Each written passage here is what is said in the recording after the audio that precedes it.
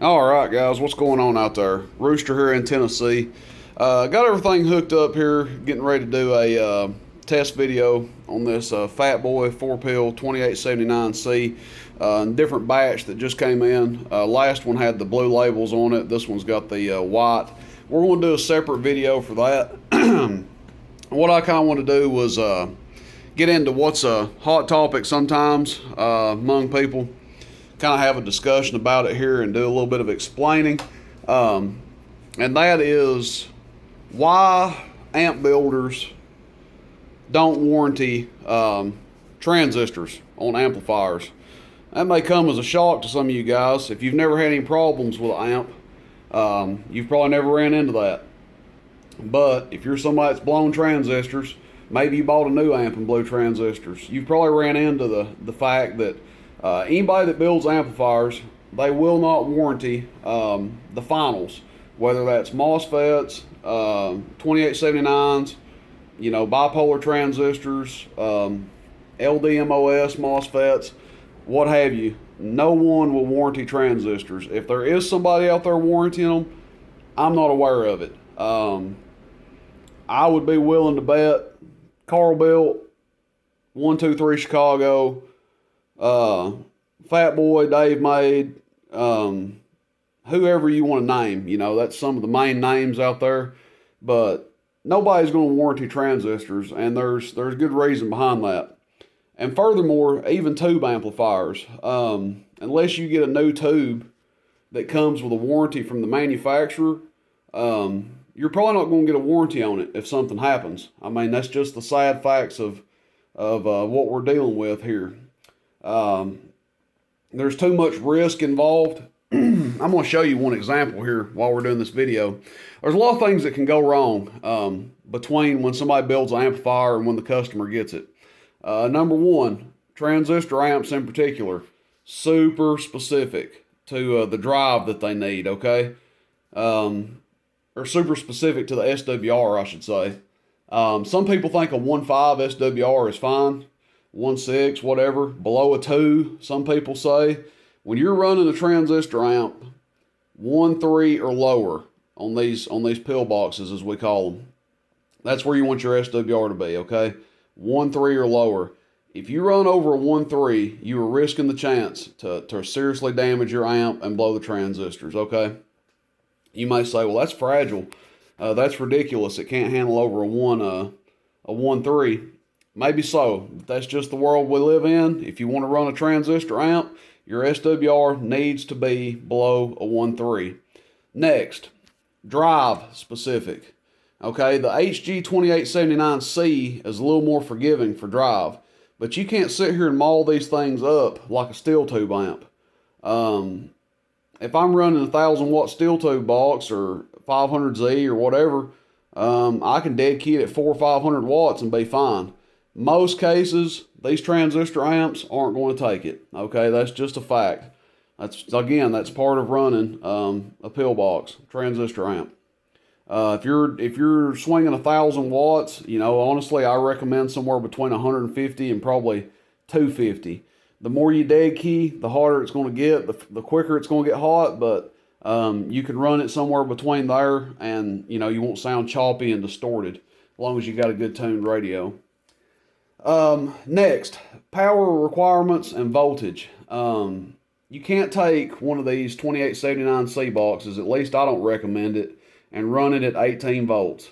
Not everyday use. You may do that and get away with it some, may do that in key downs or what have you, but everyday talking, I recommend between 14.5 and 15.5 volts. That's what I recommend. For this 4-pill, a 90 amp power supply should be good enough. It's just a few things that can go wrong. One thing that people run into sometimes, and they don't even realize it when they have a failure, is they check the SWR on their antenna with a watt meter. Maybe the watt meter is accurate, maybe it's not, but that's where they end it, okay? So you've got a watt meter in line, you check your SWR, it's fine, but they never check the SWR coming to the amp after the watt meter. Now what I mean is, if you're checking your SWR from your antenna to your analyzer, the piece of coax that runs to your antenna, okay, you got a good SWR. Well, let's say you put a watt meter in line and that watt meter isn't balanced. And what I mean by isn't balanced is whatever SWR that goes into it is not the same coming out of it. Now, I've got something set up over here. I kind of want to show you guys what I'm talking about so you understand. I've got a dummy load right there, which should be a resonant piece of equipment. It acts as a dummy antenna. That's what it is. Basically a resonant antenna, or very close to being resonant. And we've got it hooked in to this little watt meter here. Now this is just an example, okay? Probably people aren't running these, but this can happen with any watt meter out there. It doesn't matter. It can be a Dosey. Unless it's a bird, I don't trust it. The input and output can be funky with it, and you'll see what I'm talking about. So right now, we've got our dummy load, just a little cheap piece of coax, coming to this little watt meter here. We're coming out of it, and then we're going to our analyzer. Okay, so here's our analyzer, if it won't glare. Channel 20, 27205, we've got a 125 SWR. Okay, that's getting pretty close. Look, our impedance is up, 60 ohms. We've got reactance here, 5. So we're getting some not quite perfect SWR here, okay? Still within range for our amplifier. If we wanted to hook an amplifier to this piece of coax, we would probably be okay, but we're still getting, you know, in dangerous territory, I guess you should say. Everybody should strive for a 1.0. That's what you want. I mean, if you really want a perfectly tuned antenna, I understand everybody can't get a 1.0, or you don't have the patience to, but seriously, that's what you should strive for. You shouldn't get to a 1.2 and say, okay, that's good enough. Especially if you're going to be running a transistor amp. Tube amp, you'll be fine. Okay, so we're double checking it here just to show you guys, no monkeying around. That's our check button. So 125, that's what we're at right now. Okay, so what I'm going to do, I'm going to, let's see, I'm going to unscrew here, and then we'll just put our piece of coax in from our dummy load. Now I realize, look, this isn't a Dosey meter, this isn't a, whatever. I've got that meter right there. I was going to use it because it does the same thing, but it's not quite as drastic as what this one is. But this can happen with any piece of equipment or any meter. You put a switch box in line. Let's say you're somebody that runs an antenna switch box and you put it in line. You know, this same thing that I'm about to show you can happen. So here we go. Now we're coming from the dummy load. Forgive me here. 2 hands only, guys. 2 hands only. All we have done is come straight from the dummy load into the analyzer. So we were at a 125 before. Now check it out. 108. We went from 60 ohms to 52, 51.8. Our reactance went down. Everything got better.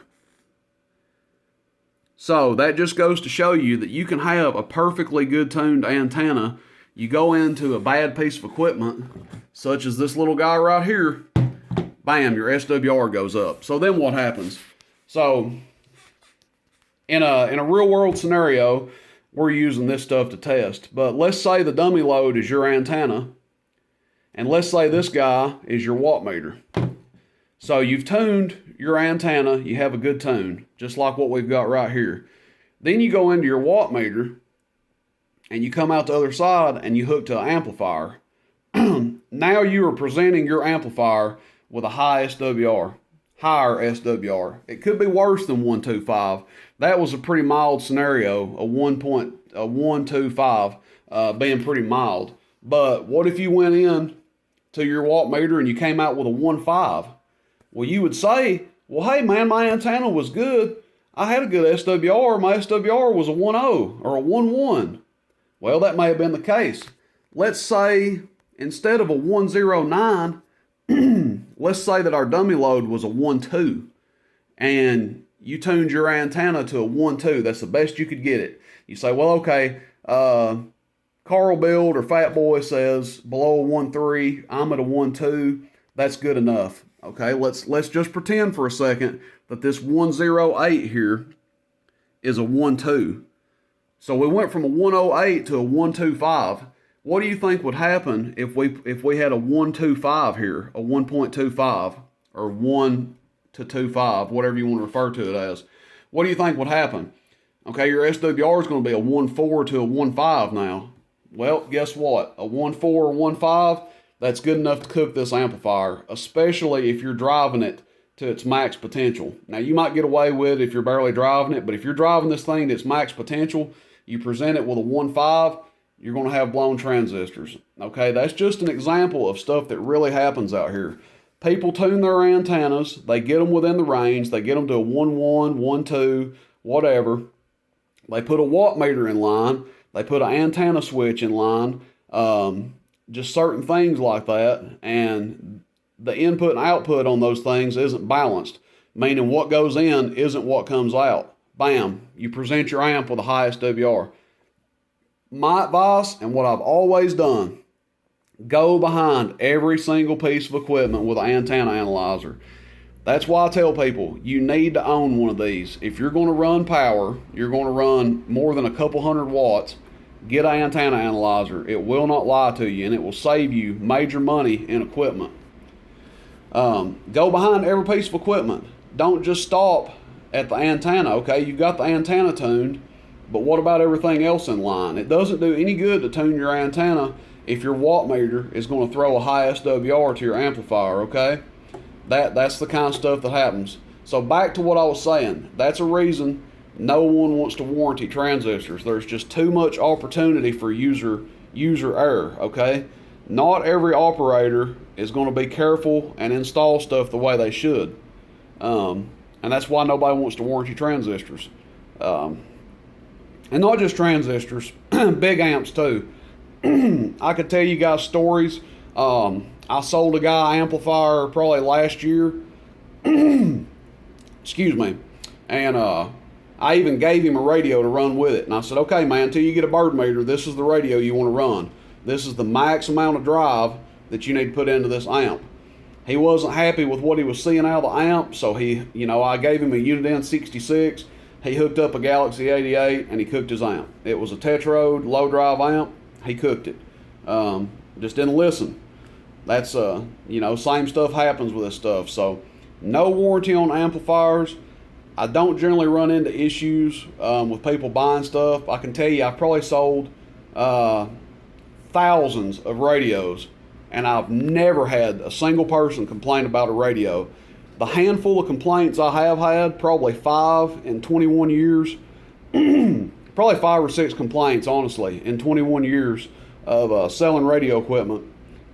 It's all been amplifier related. I'm not afraid to say that. Every bit of it's been amplifier related, because there is so much room for error when you're running an amplifier. There's so much stuff you can do. Not just on pillboxes, tube amps too. Tubes are a little bit more forgiving, but if you have a Tetrode, which is a low drive tube, man, the room for error for it, if somebody doesn't drive what you tell them to into it, they will cook the tube. They drive it right, it'll last forever. But my main focus was transistor amps here. So just know, guys, if you buy an amp from me, I'm being upfront with you, okay? Some of these amp builders, they don't have that posted on their website, no warranty on transistors. They don't tell you when you order it, no warranty on transistors. It's kind of one of those don't ask, don't tell things. If you ask them, they'll tell you. I'm sure they'll be honest with you and tell you. But it's kind of like, if you don't ask them about it, they're probably not going to tell you. I'm being upfront with you. There is no warranty on transistors whatsoever. Now, problems with an amp, not related to transistors, okay? You get an amp and it's got a bad coax connector on it. That's warranted. You get an amp and the power switch goes off. That's warranted. You get an amp, I ship it to you, and the dang transistors fell out of it in shipping because they weren't screwed down good or something. That's under warranty. But blowing transistors is not under warranty. Okay, I'm sorry if that pisses some people off, but I'm telling you, that's not just me. That's anybody you buy one of these amps from, they're going to tell you the same thing. They'll probably fix it for you, free labor, but you'll end up paying for the transistors. And that's just the rules of the game, I guess you would say, as far as pillboxes go. And like I said, that's not me being a jerk, but there's just too much risk involved, too much room for error. Just like what I showed you right here, that could happen on a real world antenna, real world setup. And all it takes is, you know, a few keys and here comes the smoke rolling. That being said, if you have a well-tuned antenna, you don't give a bad SWR to your amp, you drive it within the parameters that you're told to drive it within, you won't have failures, or your failures will be few and far between. Now, stuff happens, you get long-winded, don't realize the amp has got hot, whatever. I mean, that stuff's going to happen. Transistors don't last forever. You know, maybe you put a set of transistors in every 3, 4, 5 years, whatever. But the amps will be reasonably durable. As long as you give them a good SWR, don't overdrive, don't overvolt. That's the big 3 main things to do. All right, guys, sorry for the long video, 15 minutes, 48 seconds of me rambling on here so far. We're going to hit 16 minutes, I reckon. But that's just my 2 cents on that. Carl built, I don't do any business with him, so I'm not like sponsoring his page or anything. Obviously, I sell Fat Boy amps. You go to Carl's website, he's got a page that specifically tells you every little detail how to install a transistor amp. Highly recommend going and looking at it. That being said, going to be a test video coming on this guy later. This one's going to be sold to a local. I have one more, and I'll be getting some more of these in stock soon. 4-pill 2879Cs. We're only going to be selling the amps with the C transistors in them. And that's that, guys. Hope you enjoy the video. Hope I didn't go on too long. Questions, comments, complaints, shoot me a text, 423-299-3535. Catch you on the band. Rooster in Tennessee. See you, bye.